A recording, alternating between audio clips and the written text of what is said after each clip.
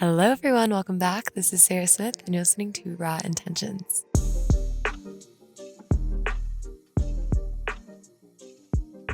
We've had a few hiccups, but we are here. We are live. We are in my backyard. There is a family checking into what is, I'm pretty sure, an Airbnb next door to us.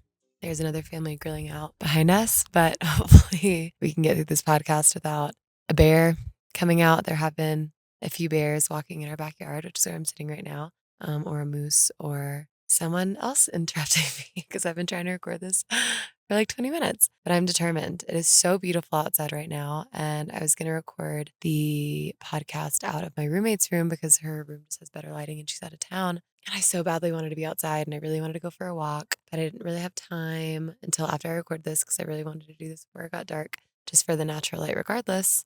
Then I was like, wait, would it be crazy if I just tried to record this outside?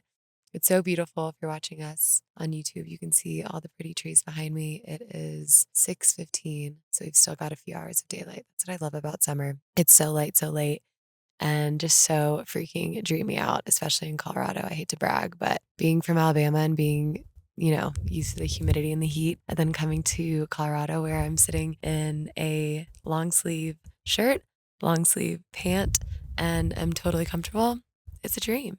But I'm freaking back. I'm back stateside. Last time I recorded a solo episode, I did it out of my hotel room in Bali. And that was like 6 weeks ago. So I have so much to update you guys on. I also made the executive decision as the host and co owner of this podcast that I wanted to take a break from interviews and get back to our roots. So I think this month I'm going to record a bunch of solo episodes, just me. And I don't know, I think it's a good way to challenge myself and just like get back to the reason why I started this. Interviews are so much fun. I learned so much. It's so cool hearing other people's stories. And I know you guys really love them as well. And it's also just fun for me to make new friends and make new connections in that way. And I'm also a naturally very curious person. But when I started this podcast, I started by just talking about myself, my life experiences, things I was going through, and trying to give the best advice that I could. And it's challenging for me. Doing solo episodes is very challenging. I spend a lot of time outlining them. I take notes on them for months at a time before I record them.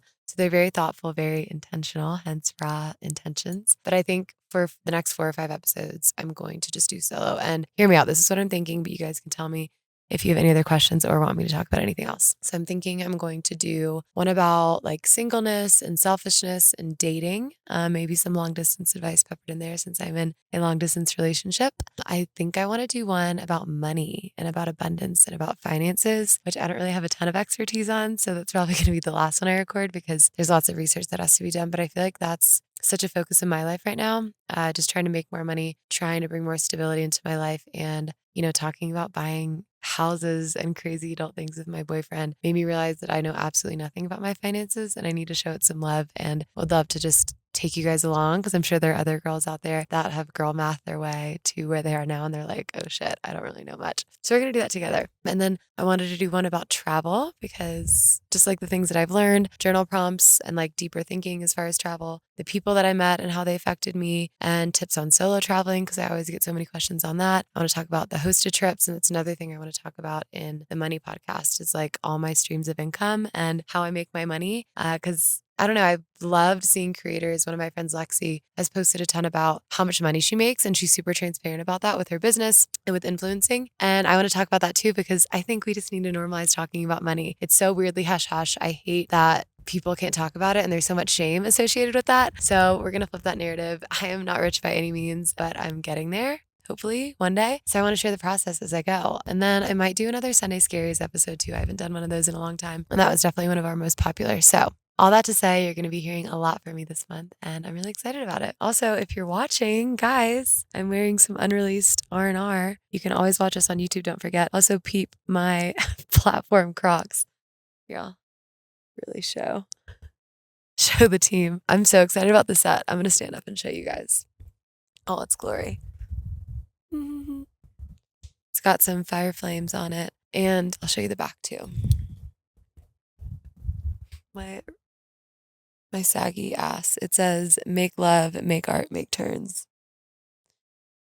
So this is some unreleased Rebellious Ski Club, which it's so cute. I got so many samples in while I was gone, final samples finally. And it looks really cute, so I'm really excited. Also, I'm gonna pop an Olipop right now because it's late and it's nice to have a fun little afternoon drink, and I'm gonna ASMR it, so let's see how it sounds. Ready?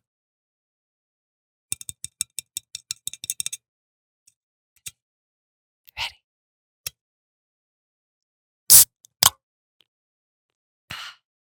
So yummy. I have been told I should do ASMR or like those nighttime stories or meditations. Maybe I will one day. Anyways, today we're just catching up.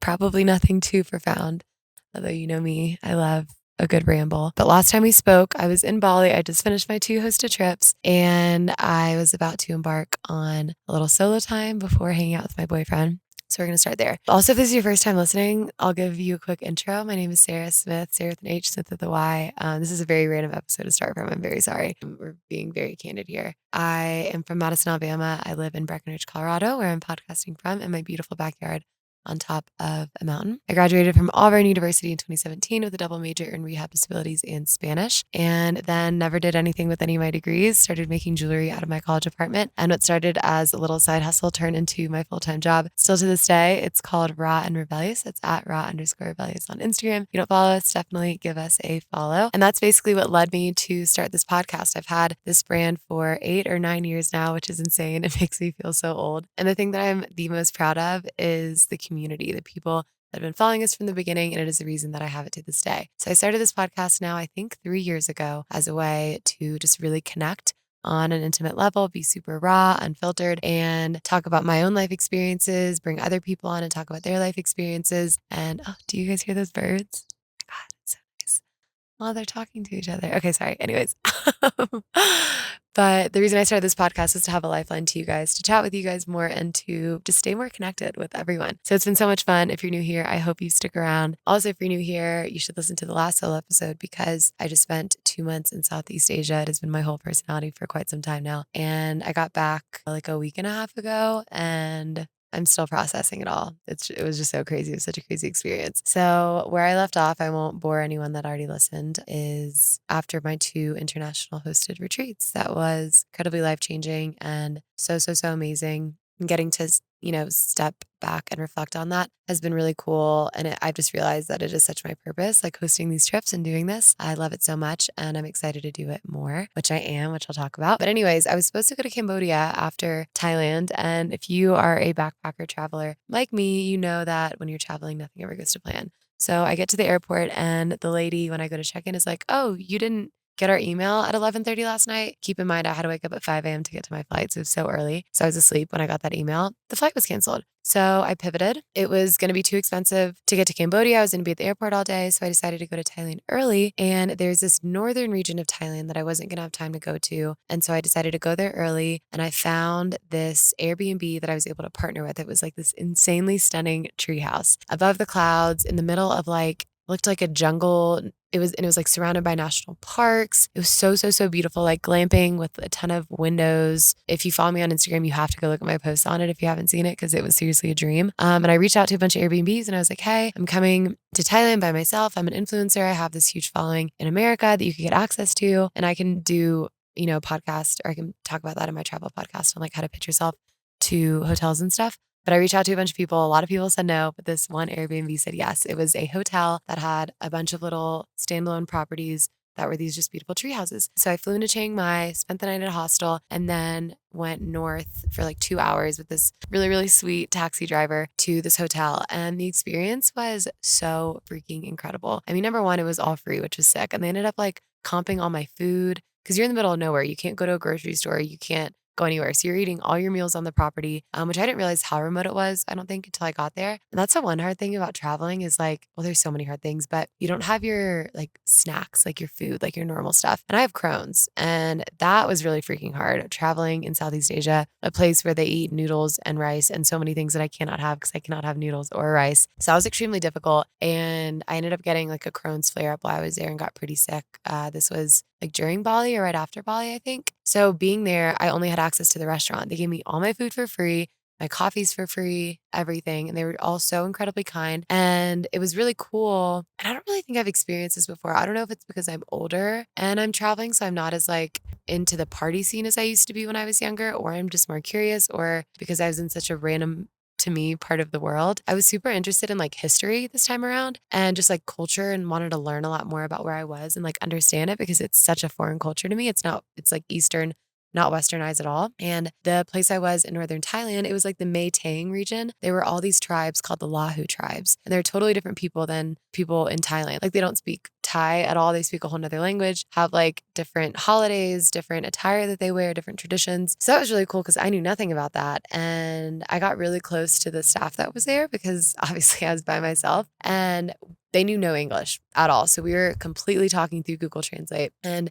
that was such a cool experience because they had an iPad, I had my phone, and we would just each speak into our phones or our devices and just show each other. And that's how we communicated back and forth. And I remember doing this when I was in Turkey too, like being in places where they don't speak any English. First of all, I love because that means that you're in like a very, very culturally authentic place. But I also just love the magic of human connection when language is such a barrier. Like language is so interesting. There are words like when I studied abroad, everyone has to talk about that they studied abroad if they studied abroad. When I studied abroad in college, my host mom did not speak a word of English. I was studying Spanish, and that's why I was there. So it was awesome. I really got like almost fluent in Spanish just from those few months living with her. But there were definitely things that I would try to explain to her, she would try to explain to me in Spanish that we just never understood. Like there are things about her that I will just never know because of the language barrier. And language is so interesting too, because there are words in certain languages that, like for English, for example, we do not have. And another thing that's super interesting about language in English, sorry, I'm going on a tangent already, is that when you're traveling, when you meet someone,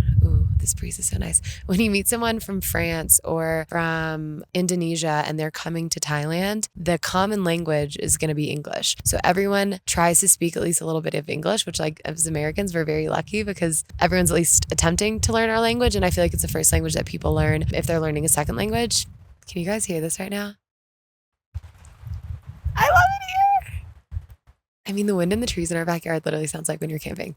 I digress. But yeah, that was really special. And I just loved getting to know all of the staff there and learning about their lives and their religion and their practices and communicating in that way. And it was also really nice to just take a beat. I feel like when I travel, I'm not like a chill vacationer. I'm the one that like is trying to see as much as possible, especially in a place like Southeast Asia that's so far away. I'm like, I only have 2 months here, which really is not that long. I want to try to see as much as I can. And I just come off these insane high activity Bali trips. And this stint in northern Thailand by myself forced me to just do nothing, to just relax because there's nothing around other than national parks. So like they're not like walking distance and there's not like Ubers out there and there's not anything to do really. So I would sleep in or I'd wake up at the sunrise. I was meditating like 2-3 times a day. I was going on long walks. I was just like looking around and like sitting outside and in my beautiful space, and I journaled so much and I read and I just like did nothing and experienced such stillness, and it was so amazing and so therapeutic for me. And I'm so thankful that I like really took that time because it showed me that like, hey Sarah, you probably need to chill the fuck out for a second. So the last day I decided I want to go to a national park, which sounds simple, but keep in mind there are no Ubers, there are no anything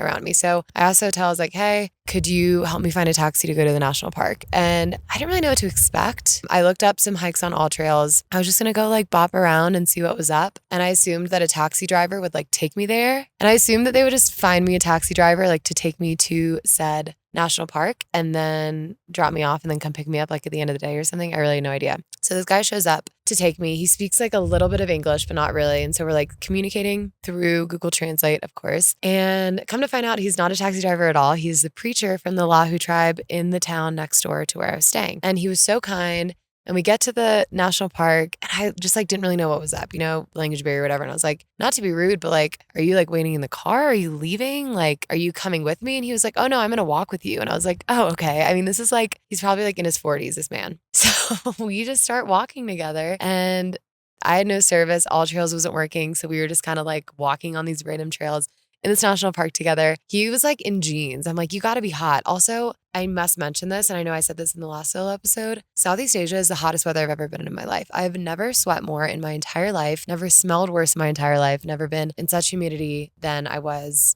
Oh my God, this girl is so cute in Thailand and beyond. Like it was insane. So we were just sweating our dicks off, walking around this national park together. He's showing me the different birds. He's showing me the different plants. He's showing me the flowers, trying to explain things to me. We find a banana tree and he's picking bananas off of the leaf for us to eat as we're hiking. We end up hiking like, I think 6 miles together. So we went pretty far. And then afterwards, He was like, there's actually a waterfall on the way back that I've never been to that I really want to see. Can we go? And I was like, oh my God, yeah, of course. Like, he was the sweetest man literally on planet Earth. So we go together to this waterfall and he's just like so in awe and so excited to be there. And it was so fun. And we just spent this whole cute little day together. And I had no idea where it was going initially. And it could not have been better. And it's just so funny. You never know what to expect. You always got to expect the unexpected. So that was the culmination of my beginning time in Thailand. It was so amazing, so magical, so restful, very spiritual for me, and just very needed. Then I left and went to Bangkok to meet up with Patrick, my boyfriend, which if you're new here, we are long distance. We've been dating for like a year and a half. I'm obsessed with him. He's amazing. I'm trying to convince him to be on the podcast. I'll be visiting him next week, and I might bring a mic just in case he changes his mind, but he's like, no, I don't want to be on it. And I'm like, ugh. So maybe one day. But anyways, we hadn't seen each other in a little over a month, and he was coming out for like 9 days and meeting me in Thailand, which was so fucking fun. So we started in Bangkok. He was so jet lagged, but handled it like such a champ. And we did Bangkok, Chiang Mai, and Koh Samui. Still have no idea how to pronounce it. It's one of the islands.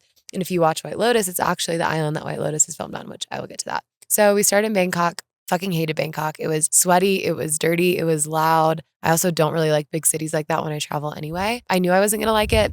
It lived up to my expectations of me hating it. So it was a perfect place to start because we weren't there for very long. And it was, perfect time because we got there, Patrick was jet lagged, and we just like walked around aimlessly for hours and explored. Neither of us were very interested in seeing Bangkok, but we're like, okay, we got to go, Now, the only positive thing about Bangkok had nothing to do with the city actually, but it had to do with my amazing bougie grandma. Because my bougie grandma used to, with my real grandpa Saul, who passed away before I was born, but that I was named after. Everyone says we have a lot in common. They used to go to Thailand, to Vietnam for business a lot for his various companies. He was an entrepreneur as well, which is very cool. So she was like, oh my God, I used to go to Bangkok all the time. I'm obsessed with it. And I used to stay at this hotel called the Mandarin Oriental or something. She was like, would you guys want to stay there? Like I could get you guys 2 nights there if you want, just as a treat, because I used to stay there and blah, blah, blah. And my grandma is like the most generous person on this planet. She like loves doing stuff like that. And I was like, oh my God, grandma, no. We were staying in like 20 a night hotels, like nothing nice. And also everything there is so cheap. And she was like, no, I really, really want to book it for you guys. And we're like, okay,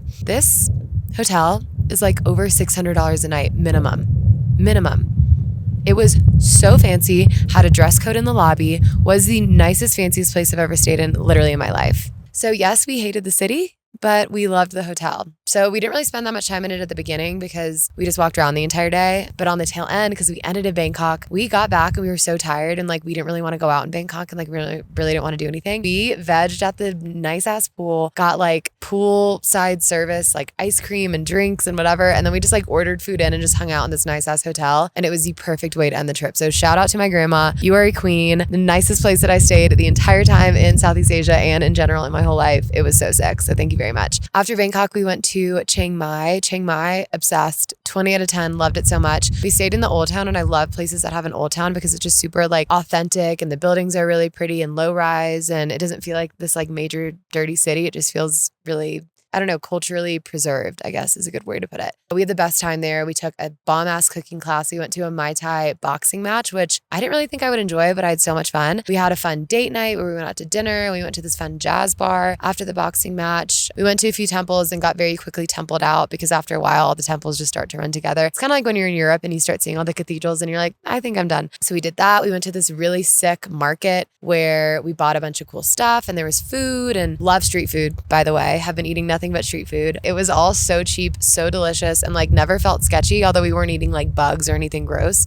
I shouldn't say that. It's not gross. It's just someone else's culture that I don't understand. We were picky with our street food, I will say that, but it was all so delicious. Okay, sorry guys, had to reposition my chair a little bit because the sun is ever moving. Anyways, after Bangkok, we went to Chiang Mai. Chiang Mai, I cannot say enough amazing things about. I've heard from some friends that it's a little touristy, which it might be, but I had such an amazing, authentic experience. We went to a national park. We saw a ton of temples. We did an amazing cooking class where we like got a tour of this farm, got to try all these different foods and pick the vegetables we were using and go to a local market and then make this like amazing pad thai meal. We went to a Muay Thai boxing match, which I really didn't think anything of. I was just more doing it because I thought Patrick would really like it. I was obsessed. It was so much fun. And we ended up having like a whole little date night around it. We got dinner and we walked around and we went to this cool jazz club. And we also stayed in the old town of Chiang Mai. And I love a city with an old town. It's just so authentic and like culturally preserved. It's like frozen in time. And it's very beautiful buildings. Everything's a lot shorter. It was just really, really, really nice. And we were there for 3 days. We stayed in this beautiful little tree house. Tree houses are obviously the theme here. And if I can find a little wooden cabin, I'm booking it. There's also this really sick night market there with tons of beautiful vendors and like cool products and goods. And then they also had a ton of street food. And street food is so bomb in Southeast Asia. Everywhere I went, I had street food. Number one, you can have dinner for like $2 US, but it's also such delicious food. And I feel like people get spooked by street food because they're like, oh my God, I'm going to get sick, or am I eating dog? Which, to be fair, you do have to be very careful. Like there were places in Thailand that were serving like bugs and random things. But as long as you semi know what you're eating, it's always good. Like you're fine. So we ate a ton of street food in Chiang Mai and in Bangkok, which is really fun. And the food over there is amazing. I definitely got burnt out by all the Asian food, but it was really, really good. I would think Thailand is probably where my favorite food was for sure. And it was also just the easiest for me to eat my Crohn's ass and all. So then after Chiang Mai, we flew to Koh Samui, and there are tons of islands to choose from when you're going to Thailand, all of which I still cannot pronounce. We picked Koh Samui because it seemed, I mean, it's a stunning island, and we knew that it was like one of the main islands people go to, but it's also rainy season in a lot of places in Southeast Asia. And rainy season is something that like very, very deeply affects things there. Like you have to read up and watch out for it because it can be like monsooning, things will shut down. You don't really want to be there for rainy season. So we picked Koh Samui too because it didn't seem like it was supposed to be rainy, and we got fabulous weather. So we very much picked right. We stayed in this villa on the beach. Literally, you walk out and you're on the sand and in the ocean. It was so amazing. We went on long walks. We went snorkeling and did this whole like island hopping boat tour thing one day, which was really fun. We rented mopeds for 2 days and just like drove around the entire island and explored. We also one day went to the White Lotus Hotel, the Four Seasons, which I haven't seen White Lotus, so I really don't know anything about it, but I was like, I still want to go. Like, I'm sure it'd be sick. And it was so cool. We go to this beautiful, like, mountain cliff area where there's nothing else around. And we're like, hey, we're just trying to get a drink. They bring us in this golf cart down to this, like, exclusive area where all the guests are. And it's just like the pool bar. And we get a couple drinks there. The 2 drinks that we got were probably more expensive than like all the meals we had combined in Thailand. They were so expensive, but it was so worth it. Everyone there was so rich, so bougie. You could just tell. And we were looking up the rooms. They were like thousands of dollars a night. And each room was like a little villa. Now I need to watch White Lotus just so I can like catch the vibe, but it felt like a very like hush hush cool experience. Meanwhile, like we're in like bathing suits. It had rained. We came in on our moped and we didn't get dinner there. We ended up going to another night market. Like we found some street food nearby and ate like a full ass, like, you know, appetizer full dinner for like less than one of the drinks cost us, which was so funny. But yeah, we traveled for like 8 days. I feel like we did Thailand really well, where we saw the touristy parts. And then we also did island stuff, and we went to a ton of temples and tried all the foods and did cooking classes and did,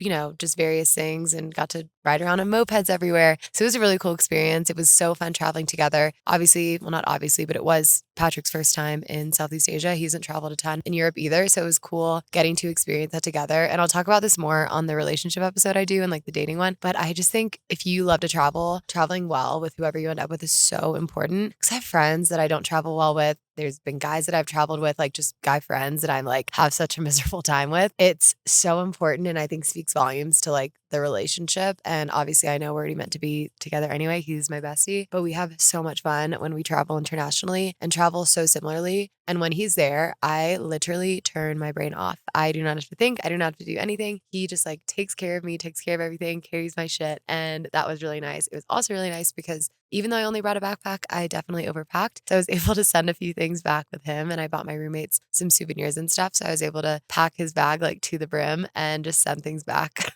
home with him. So I got to travel a little lighter for the like, you know, 2.5 weeks that I was traveling after he left. But yeah, it was so great. It was so cool to see him. He also had like kind of a semi mullet, which I was obsessed with, and then just recently got a haircut, which I'm so annoyed. So I'm hoping he grows that back out because we're going to Italy at the end of the fall. And I really want him to have another flow mullet because I really liked it. And so did everyone else. He got a lot of good reviews on it. Okay. I don't know why guys get their hair cut in such a horrible way. But I was very sad for him to leave. I didn't cry, which I have become such a soft ass crier around him. But I was very sad because it was so much fun being together, and everything that I do with him is just more fun. But I also will say this is the first time I've solo traveled and backpacked while having a boyfriend. So obviously it's a different experience. And I was like, I wonder if I'm still going to enjoy being alone as much now that I'm dating him and we have so much fun together. But spoiler alert, I still love it so much. As much as I love him, traveling solo is just such a different experience. And then I get to do it scrappy and I get to stay in all the cheap hostels and make new friends. And I still like wholeheartedly love that experience. So anytime I backpack, I'm always like, am I still going to like this? And I always really love it. So that was a very pleasant surprise. After Thailand, I went to Cambodia and that was super, super interesting. Definitely a prime example of needing to do your own research because like I'm sitting here telling you I hate Bangkok, right? You should still go to Bangkok or you should just do your own research because everyone travels so differently. So just because I'm saying I didn't like it, it could be your favorite place in the world. And a lot of people told me that I didn't really need any time in Cambodia, that there's a ton of poverty there and there's not much to do. And because I was originally going to go there for a week and ended up, since my flight got canceled, I went to Thailand for longer instead. So I only had 2 days in Cambodia because I wanted to spend a lot of time in Vietnam. And everyone was like, you don't really need to spend a lot of time there. And I was like, okay, I won't. So I went to Siem Reap, which is where Angkor Wat is. And Angkor Wat, you've probably seen photos of it. It's this like iconic, the largest temple in the world or largest religious structure in the world. It has a ton of ruins and buildings and beautiful structures and statues that have been preserved from like the 12th century.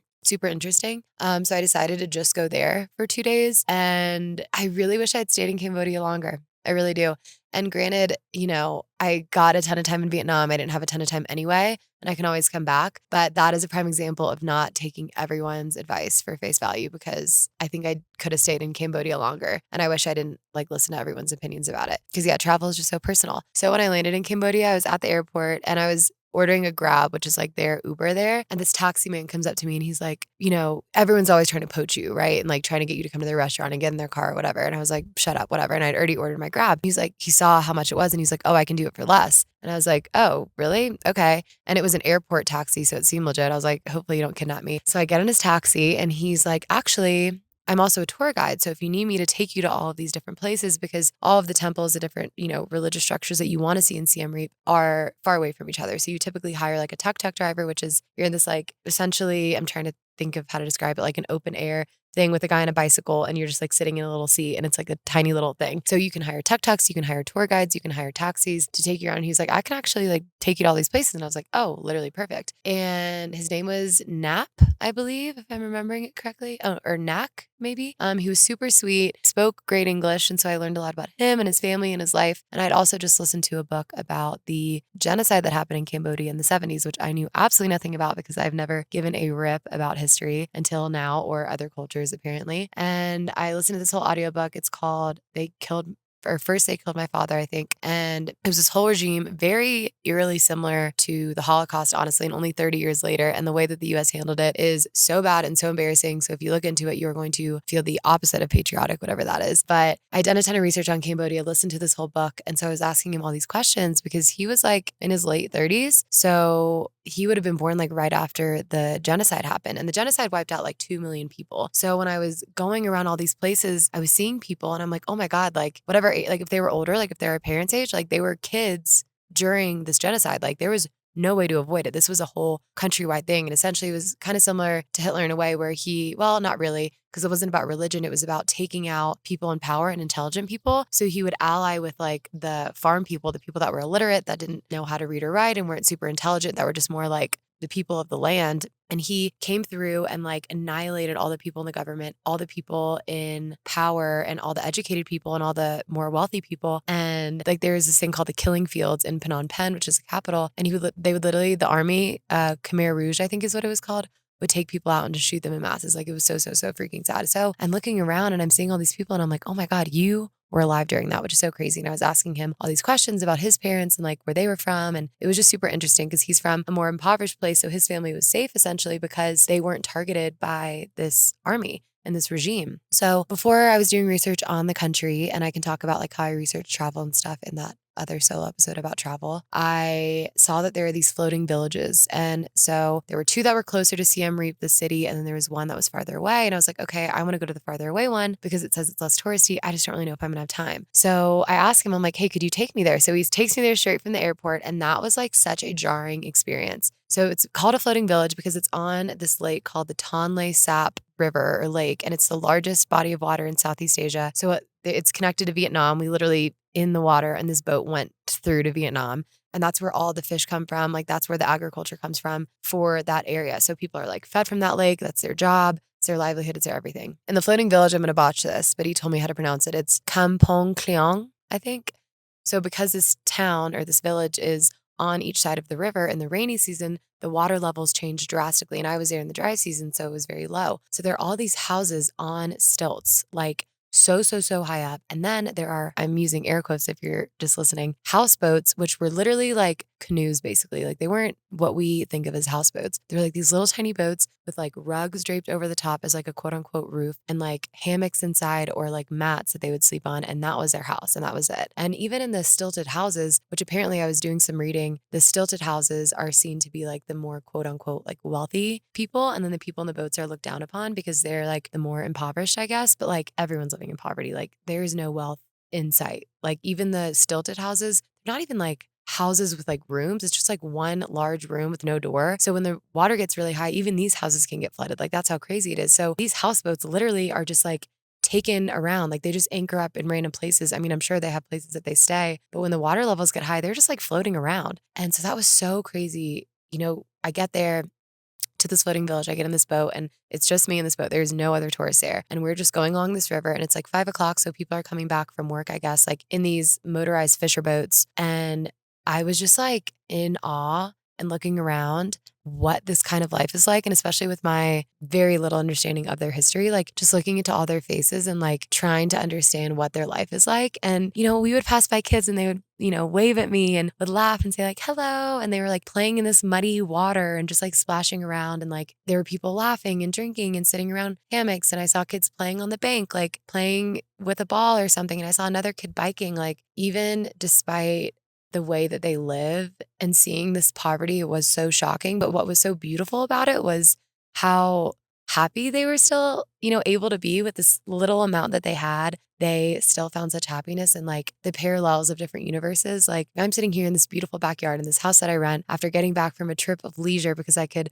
take off work because of my job. And like there's just so many things that I am so lucky just because of the place that I was born and the circumstances I was born into. But then you see these other people and there's still so many similarities. Like there's still play and there's still laughing and there's still connection, like human connection, like people just sitting around, spending time together, drinking or playing games or just having conversations or cooking together. And you see these traditions despite this like insane lack. Like I see it and I think lack, I think poverty and I think lacking comparative to the way that I live. But that's not the right way to think about it. That's just their life. That's how they live. And every single day, they don't get a day off work. They're getting up and they're surviving. They're fishing. They're going away to their jobs. They don't get to take PTO and go on vacation. Like they may never even make it to Siem Reap, the town or the city an hour and a half away. And I've seen that mirrored in all of the countries in Southeast Asia. Like the people that I met in the small village in Thailand had never even been to Chiang Mai or Bangkok. And that's not far away at all. But that they're insular and they work really hard and they have to. They don't really have a choice. And that's just such a interesting, beautiful perspective. And it was so cool getting to be that up close. Like I was literally like right up next to these boats and I was like looking into these people's eyes as they were looking into mine. And I was just like, oh my God, like you guys live such a different life than me. And I know I'm going on such a tangent, but it was such a cool experience. And I'm so appreciative of it, just like getting to see that world up close. So I would highly recommend going to that village if you end up going to Cambodia. Siem Reap,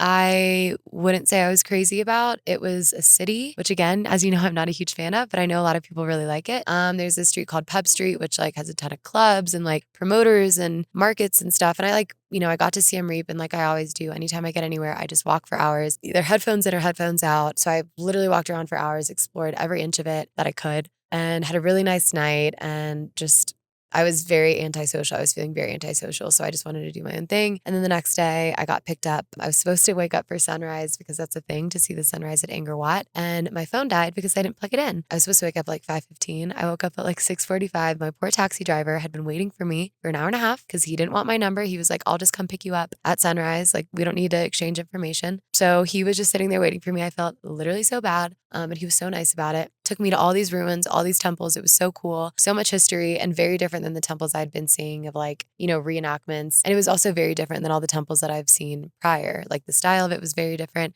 There were more ruins and there were some things that had been restored, but other things that were totally left untouched, which was very cool. So yeah, I really liked Cambodia for the short time I was there. I did learn that they do eat dog, cat, mouse, bugs, all the things there, which that kind of freaked me out. So I did steer clear of the street food in Siem Reap, but it was such a cool country. I feel like I'm only dipping my toes in there, so I can't really speak on it much, but I will definitely be back. Phnom Penh is another place that I wish I went to, and I also heard the beaches are really nice and very, very cheap. Everything there is super, super cheap, although you have to be very careful with the water there because even the locals don't drink it. It's like apparently really, really dirty, just as a word of the wise. And then I went to Vietnam, which Vietnam is probably the place that I was the most excited about. I feel like anyone that's been to Southeast Asia that I told that I was going was like, oh my God, I'm obsessed with Vietnam. My brother said that. A lot of friends said that. So I was really, really excited. And I had like 2 weeks there, which was perfect. Actually, no, it wasn't. I wish I had had at least a month there, but I digress. So I only did the northern part of Vietnam. I started in Hanoi and honestly didn't love Hanoi at first. I'll say it. I last minute spent an extra day there. I was supposed to only be there for one night. And then I met a really cool girl at my hostel. We were bopping around together. We were having fun. I was like, I'm not really ready to leave. I want to stay another night. I don't want to just like be rushing in and out of everywhere. Because originally I was going to do Vietnam and then I was going to do either the Philippines or Laos. And then I got to Vietnam and I was like, why am I trying to see all this stuff? I'm in Vietnam. There's so much to see that I'm not even going to have time to see while I'm here. Let me just be present and be here and spend time here. So I did 2 days in Hanoi and it was really fun. Like I said, met this really cool girl from the UK and we went to a bunch of museums together. We walked around and explored. We went out to this like famous street called Train Street where this train just goes straight through like all the bars and the restaurants and the cafes, which is really fun. And I'm not typically a museum goer, but there wasn't really like a ton that I needed to like see in Hanoi. So we went to a Vietnamese like Women of Vietnam museum, which was really interesting. And then we went to museum for this prison that imprisoned a ton of Vietnamese like prisoners of war during I believe it was the first war with France. And then when the Americans invaded, I believe they kept Americans there. I thought I learned a lot, but now I'm like, I can't really remember. But Vietnam is somewhere that I really want to learn more about and do more research on the history because like the Vietnam War, I don't really know anything about. And that like was not that long ago. And it was with the US. I'm like, I should know more. So one way that I found that I really love learning from this book about Cambodia is finding like biographies and fiction works of these time periods because it's a great way to just like get perspective and it's less of a snooze fest for me. It's like easier for me to pay attention because it's a story and I'm a child. So I want to learn more about it, but the museums are very interesting and very cool. And Hanoi is just like, so there's an old town there too, which is really lovely. Loved that. And it's cool because each street in Hanoi has like a different category of goods. Like there's a street for like kitchenware and there's a street for fabrics and there's a street for jewelry and a street for shoes. So everything is like kind of lined up. So once you start exploring and there's a really beautiful lake there. So yes, I did end up enjoying Hanoi, but it was like just hectic as fuck. So loud, so stressful. You like cannot walk anywhere because I mean you can, but there's really no sidewalks because all of the restaurants kind of spill out onto the sidewalk and there's like chairs and stuff. And when you try to walk in the street, there are motorbikes and cars beeping everywhere. And it is these tiny little compact streets. So it's very, very stressful. So I feel like I got there and I was just like overstimulated, overloaded. I was like, what the fuck? Everyone's zipping around on mopeds, even traffic lights people don't listen to, like there are just no rules. And I was like, I just don't know about this. And I think I was also just like coming off of not sleeping that great. I was a little stressed about work because at that point I'd been gone for over a month and like hadn't really worked a ton, which I probably should have been, but it's just hard to find time to work when I'm traveling. But it was just interesting to observe. I think, in going to Southeast Asia, I assumed that all of these countries were going to be like very similar, like kind of copy and paste of each other. I do not know why I thought that. That is just my dumbass American brain. But I quickly learned how different everywhere was, even like the different subcultures in different cities and different places. Because like I said, a lot of these places are super insular. People aren't really traveling a ton because they don't have the funds to do so. And Vietnam and Cambodia, I noticed this too. Like all of the seats are super low to the ground and like people like crouch in this seemingly very uncomfortable way, like, and they're like washing dishes in the streets and like cooking in the street and all of these vendors everywhere and they're carrying stuff around. And there's tons of like street markets and I think everything's fake, but like, Arc'teryx and Louis Vuitton and Adidas shoes and Salomons and Hoka's and all this stuff because they are made in Vietnam, but I think a lot of it is counterfeit, honestly. But I did end up buying 2 pairs of sneakers. So they're like $15 each. But yeah, it was just cool to see like their culture. Their food is obviously so different. I mean, we've all had fun Vietnamese food. And it's funny too, it is hot as balls and everyone is drinking like hot ass soup for breakfast. They're having noodles for breakfast and everywhere was rice noodles. And I will say Vietnam was the hardest place for me to eat because in Thailand, at least, like you could just get a side of vegetables and a side of meat, and you could get rice, but on the side, and I just wouldn't eat it. Everything was kind of mixed together in Vietnam. And it's also like very hard to communicate. Like, I'm not going to make it that big of a deal. And of course, as I traveled, I like cheated on my, diet and had different foods that I typically can't have. And that's probably why I got sick. But in Vietnam, it was definitely the hardest, but the food was amazing. I mean, the pho there and the rice noodles and everything was so freaking fresh, so good. You're just eating in the streets, sitting in these tiny ass tables. And yeah, so it was cool stopping in Hanoi first because you were just like slapped in the face with Vietnamese culture. And I really got to learn very quickly. And again, I'm looking around at all these people, like these older people, and I'm like, oh my God, you probably fought in the war, in the Vietnamese War with America. And that war was so major and like so fucked up and like all these things. So that's what I'm loving about learning about the history for the first time in my life and actually giving a shit is I'm looking at other people and I'm like, oh, whoa, like I kind of know what your life is like. And this is so interesting. And like, maybe this is why you act this way, or this is why your culture is this way, or this is why this is customary for you. So that was very cool. After Hanoi, after spending 2 days there, I took an overnight bus, which is my very first overnight bus. What an experience. You're in this little pod and you have a bed and a curtain, but you are like rocking around this boat like a sardine and just like flailing around because they drive like crazy and they're honking. And it was cool. It was stressful. And it's so stupid because they pick you up at like 8 p.m. And the buses never arrive when they say they're going to arrive, by the way. They'll either be like crazy early or crazy late. So you just have to be there. And they'll pick you up at like 8 p.m. and then they drop you off at like 3 a.m., 4 a.m. What would make so much more sense is picking you up at like 10 p.m., 11 p.m., dropping you off at 6 a.m. Nope.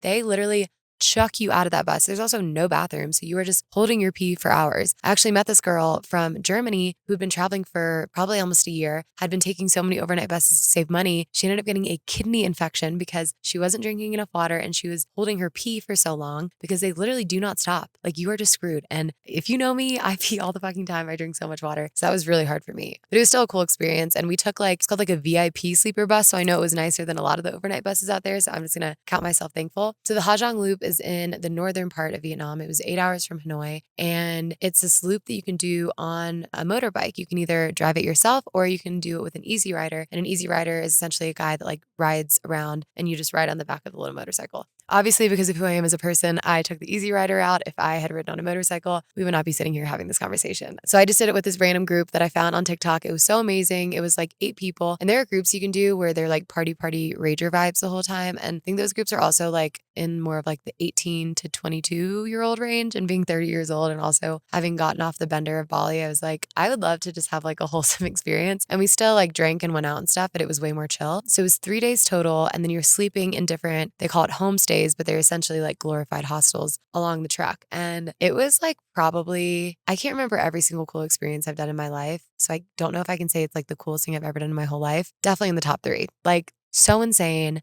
Mountainscapes like I've never seen in my life. I felt like I was on another planet.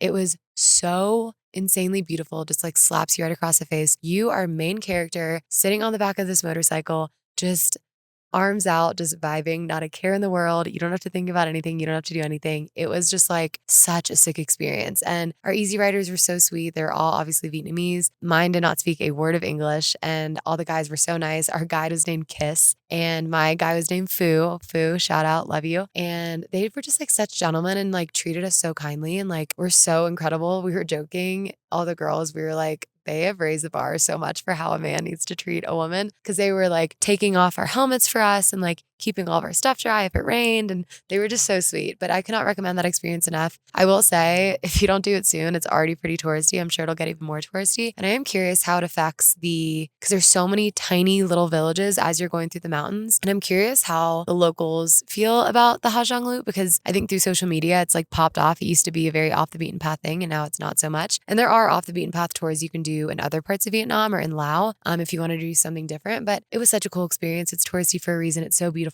You should definitely do it. Like if you're going to Vietnam, you have to do the Ha Giang Loop. You can do 3 days or 4 days. I just did 3 days and I'm glad I did. I only had a limited amount of time, but with the 4 days, you don't really go anywhere different. You just go slower. And I loved the pace that we went. It did rain, which sucked a little bit on the second day and then pretty much the whole day on the last day. But it was still so beautiful and like made it like lush and eerie and cool. And this was also another experience of like just jaw dropping like culture, I guess, like kind of like the floating village in Cambodia. We stopped in this local like family's home. And it was just like it felt like it was made out of like stone or something. This one room home that housed like two grandparents and maybe like four little kids. And everything was in the same room, kitchen, bed. They had a little farm in the back, and everyone in this village, and for the most part, just eat corn because that is the crop that they have. They have it for breakfast, lunch, and dinner. That's it. They only eat corn. So we walk into this house and they have nothing. Like they have nothing. And they are giving us little bowls of corn to try. It's essentially like, I don't even know what you'd like, cornmeal maybe,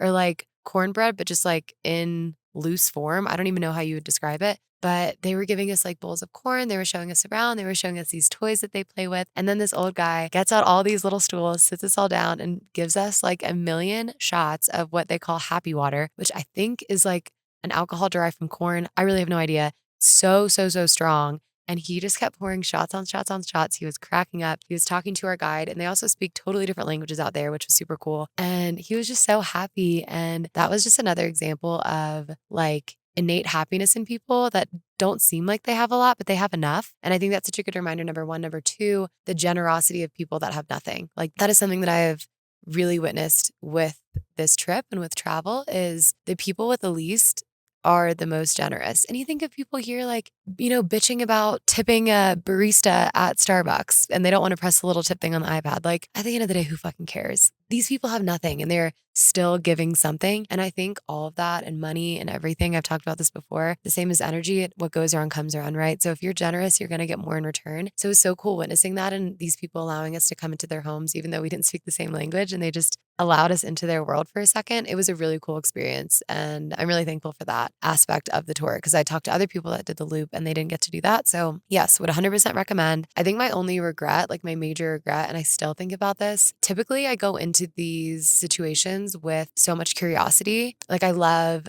using Google Translate to communicate when we don't speak the same language. And for some reason, at the end of each day, after we were like drinking and singing karaoke, they're like obsessed with karaoke over there. It's such a thing. I was so exhausted. I wish I had spent more one-on-one time with my guide. Like I wish I would have made more of an effort to get to know him. And it's funny because sometimes I would perceive people on these travels as shy, but I don't think they're shy. I think they just can't speak English, obviously, and I can't speak their language. And it would have been so easy for me to just like sit down and be like, and we did chat a little bit and like we talked back and forth through Google Translate when we were on the bike and when we would stop at these rest stops and stuff. But I just really wish I'd like stayed up late and like played cards with the guides and just bonded with them more because I was tired, but like you can sleep when you're dead. Who cares? And I'm really bummed that I was tired and burnt out and didn't do that because I was also kind of stressed with work at the time. I forgot to touch on this, but when I was in Thailand, I officially locked in my next trip, my international retreat to Thailand again, to Phuket and the PP Islands. And it was kind of a cool full circle moment because I was on the like Google Meet meeting to lock in the trip with my correspondent from Trova Trip, the company that I work with, while I was sitting in the jungle in Thailand in that little tree house. And I launched the trip on the Ha Giang Loop. So I stayed up until 11 p.m. or midnight one night and was like, posting all the stuff, doing all the things, which is such a great problem to have. I cannot complain about my life and about this job because it's so magical and incredible. And the trip sold out, 24 spots, completely sold out. So pinch me. I'm freaking out. I'll talk more about that maybe on the money episode because it's very interesting, like company and it's very lucrative and it's been a very cool experience thus far. And I've learned a lot, but it's so insane. Like I'm already going back to Thailand and to Southeast Asia next April. And that gives me something to look forward to. But I think worrying about that pulled me out of the moment a little bit. And maybe that's why I wasn't as present with the guide. So I don't know. That was like my one regret probably of like my entire trip. So if I could go back, I would have been more social with them. And if you're listening and you're going, you should definitely do that. So after the Ha Giang Loop, I took another overnight bus. I was supposed to go to a town called Sapa, but it was monsooning there. So I ended up going to Ninh Binh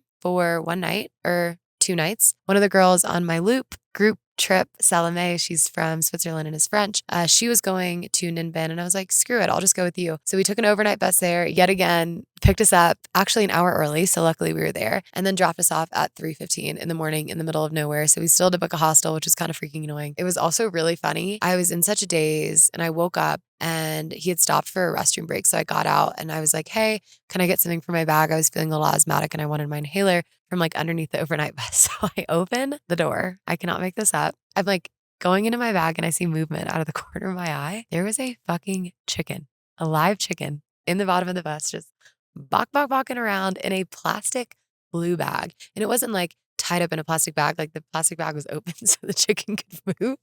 But it was the weirdest experience of my life. I literally felt like I was high. I was like, am I hallucinating? And then I look over to my right and our bus driver is hitting this massive fucking bong, like the size of his entire body. Before we get back into the bus, I'm like, oh, perfect. You are literally high as balls driving this bus. Got it. Awesome. It was so funny though. When I didn't have my phone with me, or I totally would have taken a picture, obviously. But that just still makes me giggle to this day, like only in Vietnam. Vietnam is a very, very crazy place. Ninh Binh was really cool. We did cool canoes. We rode bikes for like 16 miles plus. We did crash into our bikes. I was traveling with Salome and we were just chatting, and riding these bikes that we got from the hostel. And we both just like slowly veered into each other and just toppled on each other. Luckily, we were fine, but my bike was fucked afterwards. But Ninh Binh was very cool. We also ran into a guy also from Switzerland that we recognized from our overnight bus. So we ended up getting dinner with him. His name is Salim and he is the fucking dog. We ended up traveling together, meeting up again at the next spot. And that was really cool too about Vietnam, which I feel like is unique about the country is when you meet people, they're either typically doing south to north or north to south. So you'll kind of run into the same people in different places without even meaning to.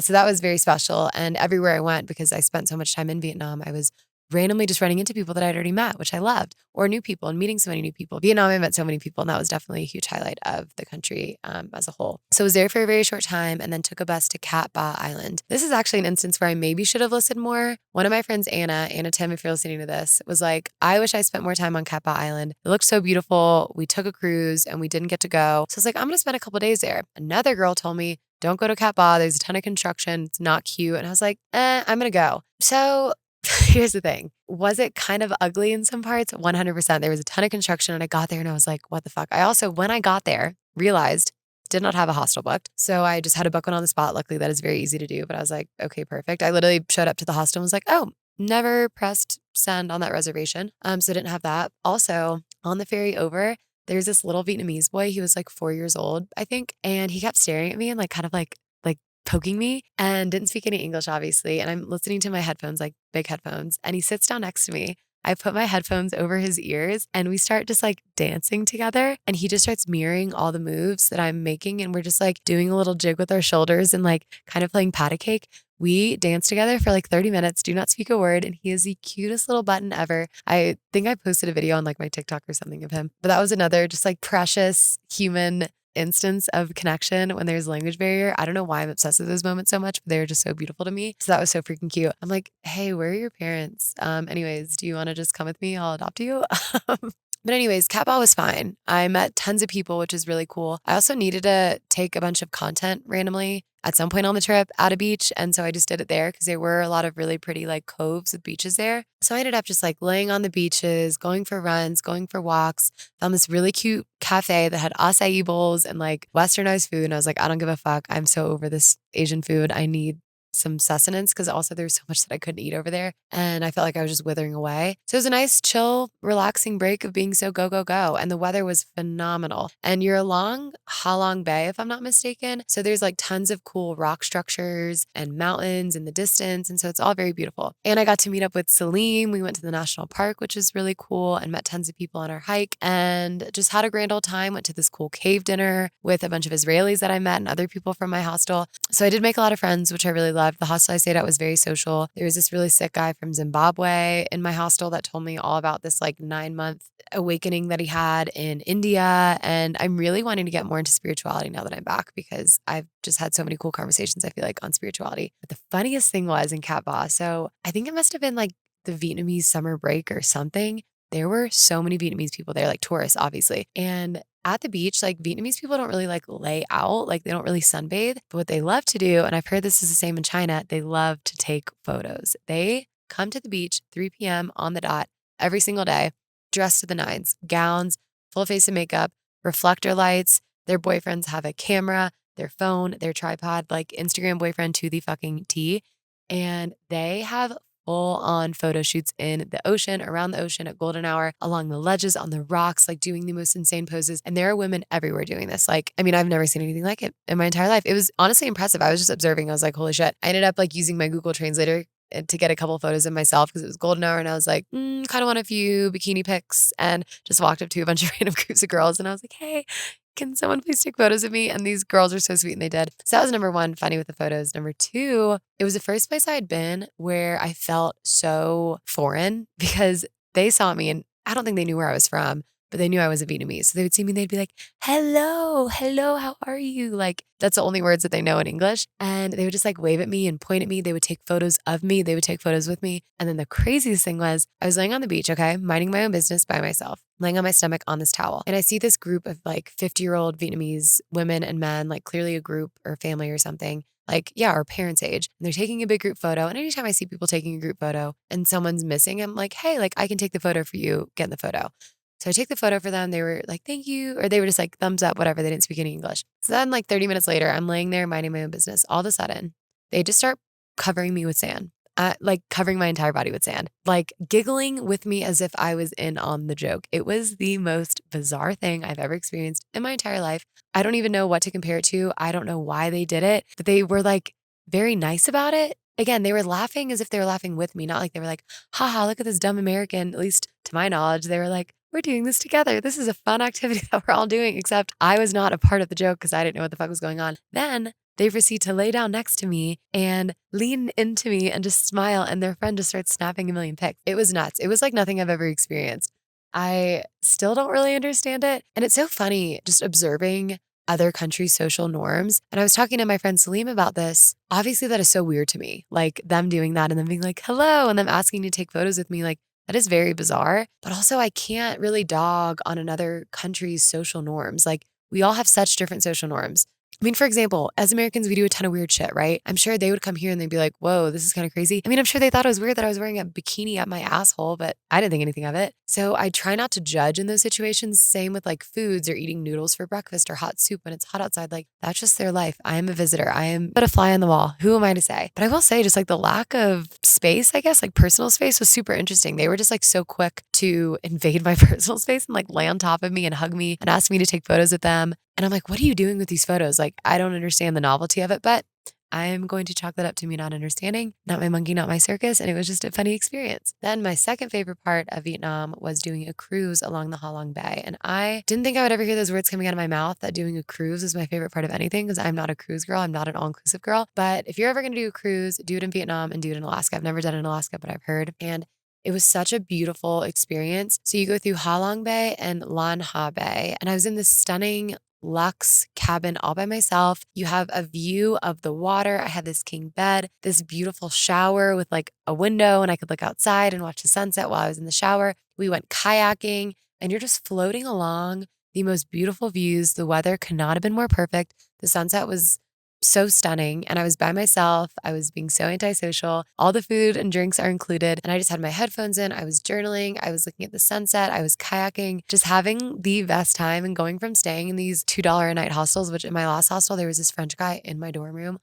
It smelled so bad. People smell so fucking bad, which honestly, I couldn't really talk because I did lose my deodorant when I was in Thailand and I just never bought anymore. So I smelled horrible. I was really taking in the cultural experience and really blending in and taking like 20 showers a day. But the smell was coming out of my body. I was like, I need to stop judging other people. But it was so nice going from sleeping in smelly hostels to having this luxurious room and this bed. And then I woke up and it was like dumping rain outside and the rain and the ocean. And it was just, oh my God, it was so stunning. So that was a really cool experience. That is another thing that I would absolutely recommend doing if you're in Vietnam. And it came highly recommended to me as well. And then I ended the trip in Hanoi again. And when I left Hanoi the first time, I wasn't crazy about it at all. Even after my fun experiences and meeting friends, I was like, it's just kind of all right. I don't really get it. I don't know if it was because it was my first stop in Vietnam and I didn't quite understand Vietnam yet, or it was just too hectic for me at the beginning and I was just stressed in general. But coming back and having my last night in Hanoi and staying somewhere different, in a different hostel in a different part of town, was so much fun. I had the best time and found this whole night market that I'd never seen and had street food, and it was a Friday night. People were dancing and singing in the streets. There was so much happening. It was so lively. I went to a rooftop bar. I met this really cool girl at my hostel. I met these really cool guys from Switzerland at my hostel and just made so many friends and like had the best time. So I'm glad that I ended the trip in Hanoi because now I will say I love it so much. I love Vietnam. I cannot wait to go back and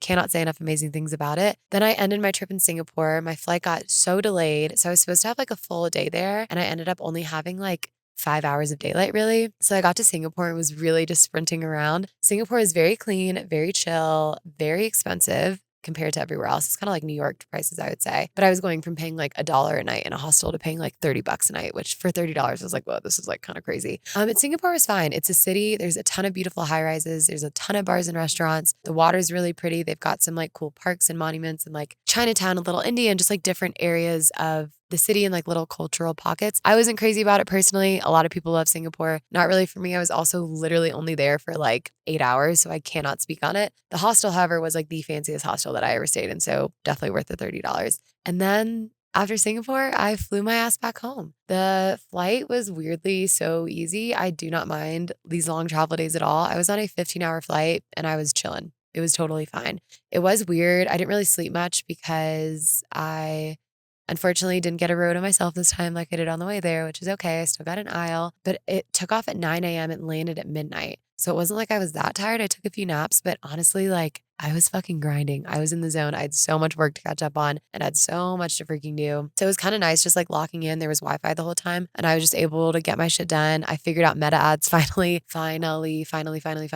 and just got shit done. I also knew when I got back here to Breck, I was number one going to be so exhausted and so jet lagged and I had no idea what the jet lag was going to be like. And it was fucking horrible. But I also knew I'd want to be like catching up with my roommates and going for walks or hiking or paddleboarding or whatever and doing Colorado things.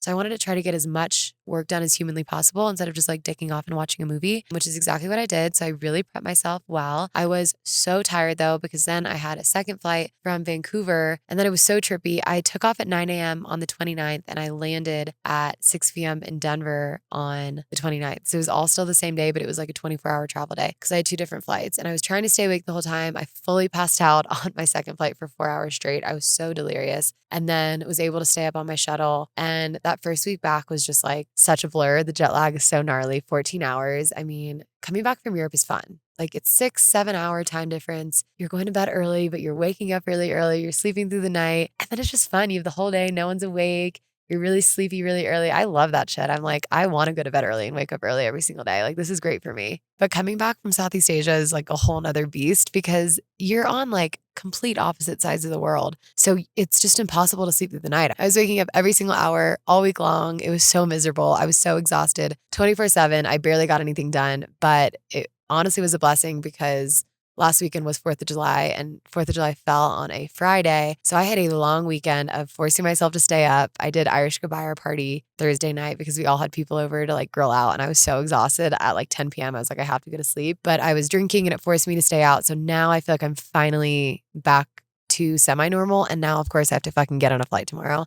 Like, I do not want to go back to the airport, but it is so good to be back. It was the first time that I've traveled that I didn't feel ready to come back. I could have traveled for another like 3 to 5 months. Easy, like no questions asked. So I wasn't dreading coming back at all. I was excited to come back, but I was also very sad to leave. And the second we pulled up to Frisco and I got out of the shuttle and I smelled the crisp mountain air, it wasn't humid as fuck. I saw the mountains, the sun was setting. I was like, I'm so back. This is so great. And I'm so happy to be back. And I'm still so happy to be back. It feels like such a mirage, such a dream being gone. And I'm still processing it all, which is why I wanted to record this podcast ASAP as possible so I could just like categorize it and talk about it. I still have so much more to tell you guys about work and about the things that I've learned and, you know, the deeper things and the spirituality that has come into my life since and all of that. But I've already been talking for so freaking long. So we will just keep this to a catch up and I can give you guys a synopsis of everything else and the deeper things all month long because it's just us guys, probably through August. I'm just going to be yapping at you guys and doing my thing. I might keep recording these podcasts outside. It's been really, really nice doing this. And the wind finally died down and there have been no wild animals, scary ones anyway, other than that squirrel at the beginning of the podcast that really freaked me out. But yeah, I'm back from my trip. I have such a fun, busy summer ahead. And I have so much to catch you guys up on too. Work has been amazing and so insane. Things that I'm trying to work into my life now and things that I'm working through in my personal life. I've been going through a lot on the side, which I'll get into maybe in the relationship episode. I'm starting therapy again, which I very much need and I'm very excited about. My hair has gone really long. If you're watching, I'm very impressed with how long my hair is right now. And I also decided I'm going to stop dyeing it. It's naturally brown and I've been dyeing it black for so long. I just want to get back to my roots. I'm trying to be more all natural these days. But yeah, it was such a magical experience. It also just showed me how small the world is and how easy it is. Like, it's not that deep. Yes, it is a bitch to get over there, sure, but it's not that bad. Like, anyone can do it. It's fine. And you can use a flight tracker, you can get a cheap flight. And once you're over there, you are living like a fucking queen. It is so dirt cheap. So funny though, I saw a TikTok and it was something like, oh, y'all are paying $20 for pho. I'm only paying $2 for pho. And then it's like plus my $2,000 flight to get here. Cause it can be very expensive to get there. But all that to say, like Southeast Asia is so much more accessible than I realized. That is not the last time I'm going to be there. It is just the beginning. There's so much to see. You could spend literally years traveling and still not see enough. So 2 months was just scratching the surface, but I'm so excited to go back. I'm so excited for my retreat next year in Thailand and for anyone coming. I'm so stoked. If you're listening to this and you're coming on the trip, it is going to be the most insane thing ever. If you're listening to this and you didn't make it on the trip or you're like, whoa, I didn't even know about it. I'm going to be hosting more. I'm going to do some local trips here in Breckenridge and do some like ski retreats.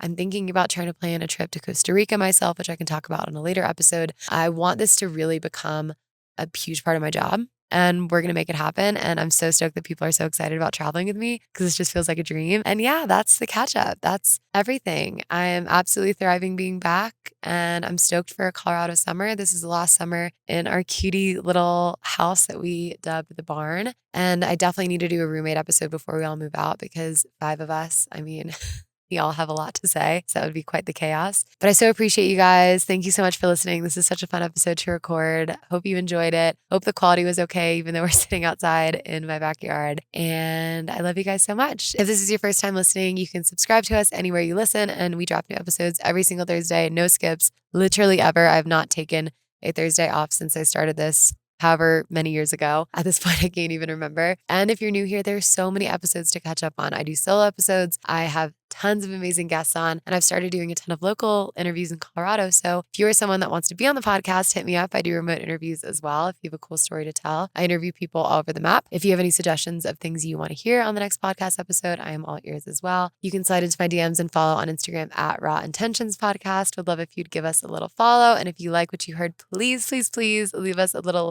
rating or review. I would so appreciate the love and support. That is how we grow. That is how one day we make money off of this thing. It is not just a hobby, as my dad calls it. But I love you guys. Thank you so much. Have a fabulous weekend. And I will talk to you next week. See ya.